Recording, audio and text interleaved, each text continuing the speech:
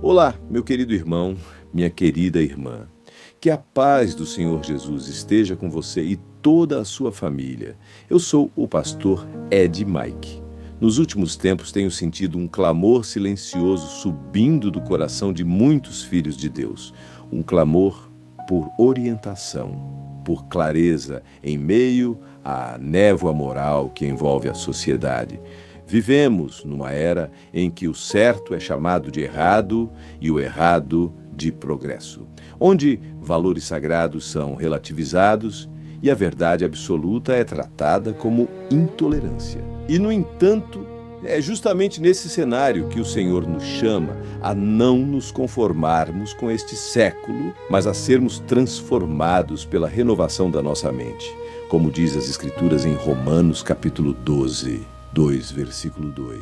Será que estamos preparados para enfrentar os tempos que virão com os pés firmes na palavra? Irmãos, o mundo tenta nos convencer de que a liberdade está em fazer o que bem entendemos, em escolher nossa própria verdade, em redefinir o que é família, o que é amor, o que é vida. Mas a Bíblia não muda com as modas. Ela permanece como rocha inabalável desde o princípio. Deus instituiu o casamento entre um homem e uma mulher, não por capricho, mas por desígnio eterno. A família, como pilar da sociedade, foi estabelecida por ele como lugar de amor, proteção, ensino e santidade. Quando essa base é minada, toda a estrutura social treme. E o pior, o coração humano, já ferido pelo pecado, se perde ainda mais.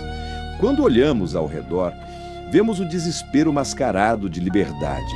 Vemos almas sedentas tentando saciar a sede com águas podres. Muitos, até mesmo dentro da igreja, se deixam levar pela maré cultural, pensando que se todos fazem, não pode ser tão errado assim. Mas a palavra de Deus nos adverte em 1 Coríntios, capítulo 1, versículos 27 a 29. Deus escolhe o que é louco, segundo o mundo, para envergonhar os sábios. Escolhe o que é fraco para envergonhar o forte. O reino de Deus nunca foi construído pela aprovação humana, mas pela fidelidade ao Altíssimo. E aqui entra uma pergunta que todos nós precisamos fazer com humildade. O que a Bíblia diz sobre isso? Muitos irmãos vêm a mim desesperados, dizendo: pastor, não aguento mais esta pressão em casa, no trabalho, nas redes sociais. Tudo parece conspirar contra a minha fé. E eu respondo com ternura, mas com firmeza: meu irmão, minha irmã, você não foi chamado para vencer pelo mundo, mas contra o mundo, pelo poder do Espírito Santo. Jesus não prometeu um caminho de rosas, mas disse: no mundo vocês terão aflições, contudo, tenham ânimo. Eu venci o mundo. João capítulo 16, versículo 33. E sabe o mais lindo? É justamente nos desertos, nesses períodos de aparente silêncio de Deus, que Ele mais trabalha em nós. Assim como Jesus, após ser ungido pelo Espírito no batismo, foi levado ao deserto para ser tentado. Marcos capítulo 1, versículos 11 a 13, muitas vezes, logo após uma revelação poderosa, vem o teste. Por quê? Porque Deus não quer apenas filhos abençoados. Ele quer filhos maduros, provados, que não se abalem com ventos de doutrina. Ah, mas aí vem aquela voz sutil: se Deus te ama, por que estás passando por isso? E eu te digo, com a palavra na mão, o amor de Deus não é medido pela ausência de provações, mas pela presença dele nelas. Ele não te abandonou no deserto. Ele te conduziu a Ele para que ali, longe dos aplausos, você aprendesse a ouvir apenas a voz dele. Foi no esconderijo, como no riacho de Querite com Elias, que o profeta foi alimentado por corvos, criaturas consideradas impuras, mas usadas por Deus para sustentar seu servo. 1 Reis, capítulo 17. Que lição poderosa! Às vezes, até os meios improváveis são usados por Deus quando confiamos nele. E nesse processo, O Senhor não está apenas nos testando, Ele está nos tratando, tirando o orgulho, a autossuficiência, o desejo de controlar tudo. Ele está nos ensinando que a verdadeira força está na dependência dEle. Porque, como diz o profeta Isaías, no capítulo 40, versículo 31, mas os que esperam no Senhor renovarão as suas forças. Voarão como águias, correrão e não ficarão exaustos, caminharão e não se cansarão. Quantos hoje vivem escravizados por hábitos que prometem alívio, mas trazem vergonha.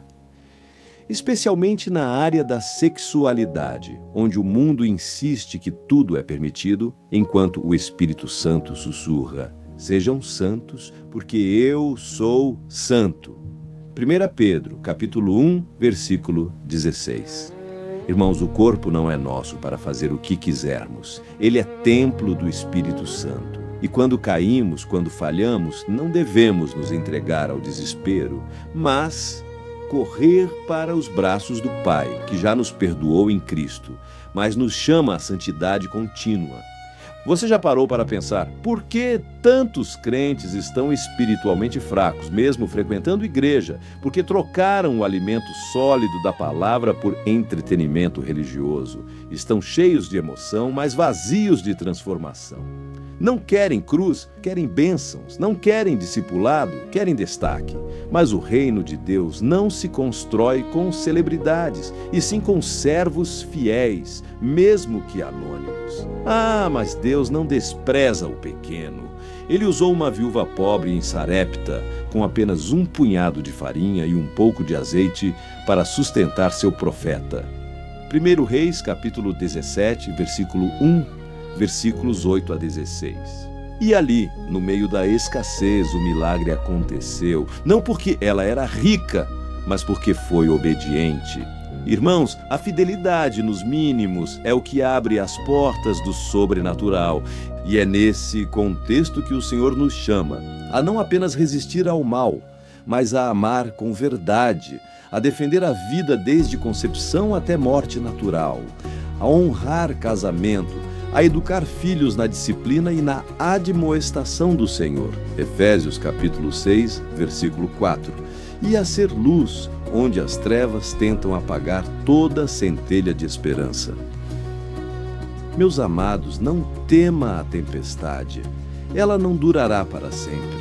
Assim como Jesus saiu do deserto cheio do poder do Espírito, Lucas capítulo 4, versículos 13 a 15, você também sairá mais forte, mais sábio, mais cheio dele. Porque o mesmo Espírito que te levou ao deserto é quem te trará a glória. Agora, feche seus olhos e vamos orar juntos. Senhor Deus Todo-Poderoso, Pai de misericórdia e Deus de toda consolação, nós te agradecemos porque, mesmo quando o mundo desaba, tu permaneces firme. Obrigado por não nos deixares à deriva, mas por nos guiar com mão segura, mesmo quando não entendemos os teus caminhos. Hoje, Senhor, entregamos a ti todos os que estão cansados, confusos, tentados a desistir. Restaura-os, ó Deus, sana as feridas da alma, liberta os cativos do pecado, cura os corações partidos, que a tua palavra seja lâmpada aos pés e luz ao caminho. Senhor, fortalece as famílias, que nossos lares sejam verdadeiros altares, onde teu nome seja exaltado e tua vontade praticada. Guarda nossos filhos da corrupção deste mundo. Derrama sobre nós um espírito de santidade, de discernimento, de coragem para vivermos segundo a tua verdade, mesmo que isso nos custe tudo. E, acima de tudo, Senhor, leva cada coração aqui ao encontro de Jesus, não como um conceito religioso, mas como Salvador pessoal, único e suficiente, porque só nele há perdão, paz e vida eterna. Em nome de Jesus, amém. Se esta palavra tocou seu coração, deixe seu comentário com um amém ou escreva. Precisava ouvir isso hoje. Compartilhe com alguém que está perdido, confuso ou desanimado, porque talvez, através de você, Deus queira restaurar uma vida Inscreva-se neste canal, pois diariamente preparamos novos conteúdos com amor, buscando juntos firmar nossa fé na verdade, na esperança e no amor de Cristo. Até a próxima, na graça do nosso Senhor Jesus.